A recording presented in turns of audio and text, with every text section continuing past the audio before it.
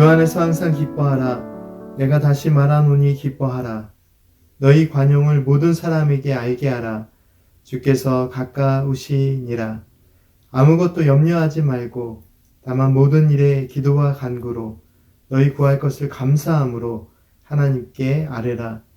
그리하면 모든 지각에 뛰어난 하나님의 평강이 그리스도 예수 안에서 너희 마음과 생각을 지키시리라. 샬롬. 오늘 본문 말씀을 함께 묵상하시면서 먼저 두 가지 말씀 묵상이 있어서 제안을 드리고 싶습니다. 오늘 본문 말씀이 너무나도 익숙한 말씀이기에 드리고 싶은 제안이기도 합니다. 먼저 오늘 말씀을 읽으시면서 또 이 말씀을 마주하실 때 말씀의 주제나 핵심 이해를 위해 아주 중요하다고 생각되는 단어나 표현을 한번 찾아보는 것입니다. 특히 이 말씀, 아무것도 염려하지 말고 라고 시작되는 이 6절 말씀, 너무나도 우리 성도님들께 익숙한 말씀이시죠. 많은 성도님들께서 암송을 하실 만큼 친숙한 말씀이기도 합니다. 너무나도 잘 아시는 말씀이니까 평소에 이 말씀에 대해 아시고 이해하시는 부분을 중심으로 마음에 다가오는 표현이나 단어를 이렇게 한번 떠올려 보는 것입니다. 4절부터 7절까지의 말씀 중에서 그냥 쭉 살펴보면서 마음에 확 다가오는 표현이나 단어들을 한번 찾아볼까요? 함께 살펴보겠습니다.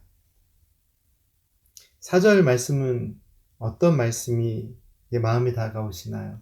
4절 말씀에 기뻐하라라는 표현도 있고 또 이제 5절 말씀으로 넘어가면 너희 관용이라는 표현도 있습니다. 6절 말씀에는 염려라는 단어와 함께 이와 대조가 되는 기도, 간구, 감사함이 특별하게 느껴지시는 분들도 계실 것입니다. 7절 말씀에서는 오늘 본문 말씀을 통해 우리가 놓치지 말아야 할 핵심 이해가 되는 하나님의 평강이라는 표현도 아주 중요한, 매우 중요한 표현이라고 생각이 됩니다. 혹시 다른 표현이 더 중요하게 생각되시는 분들도 계십니까? 앞서 말씀드렸던 그 어떤 표현보다 7절 마지막 부분인 그리스도 예수 안에서 마음과 생각을 지킨다라는 부분이 은혜가 되시고 또 마음에 깊이 다가오시는 분들도 계시겠죠.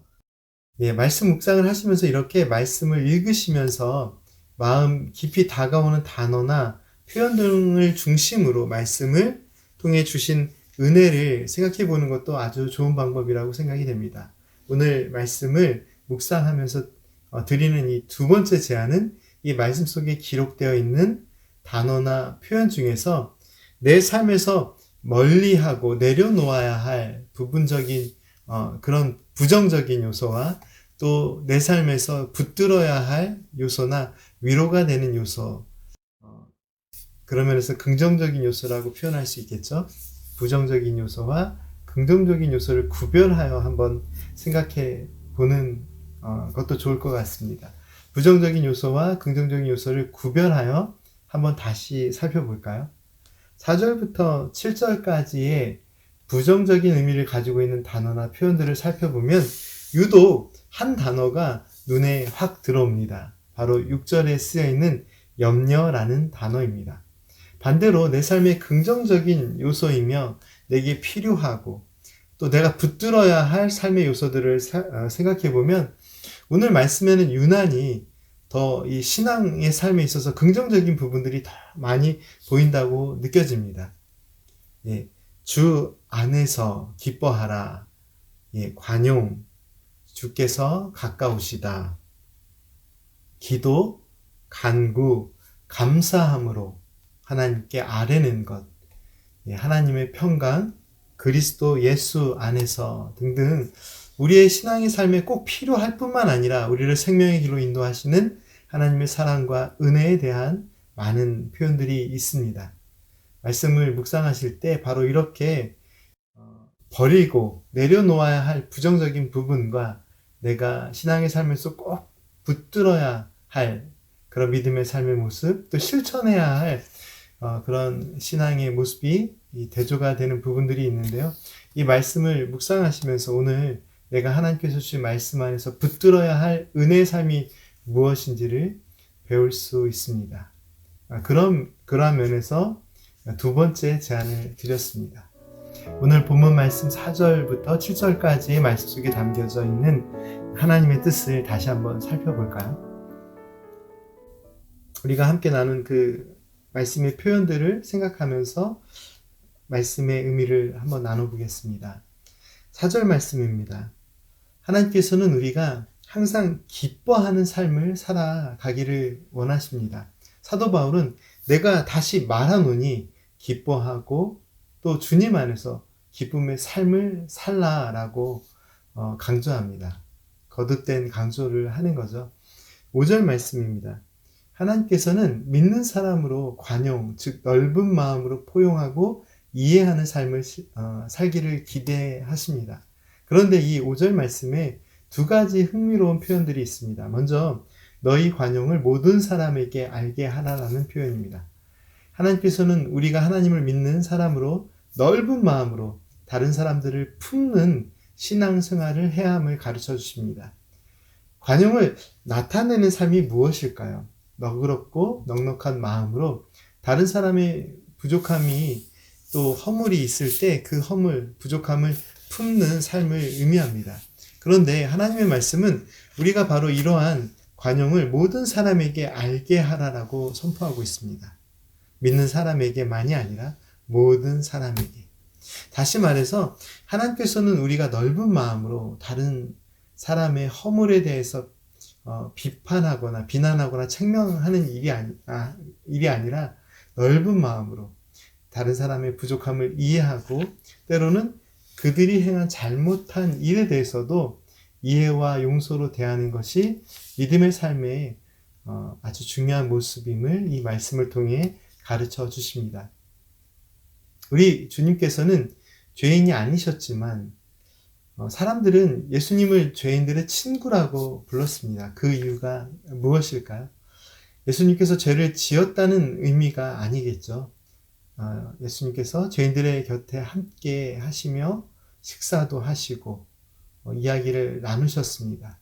그런데 죄인들의 길에 함께 하신 것은 아닙니다.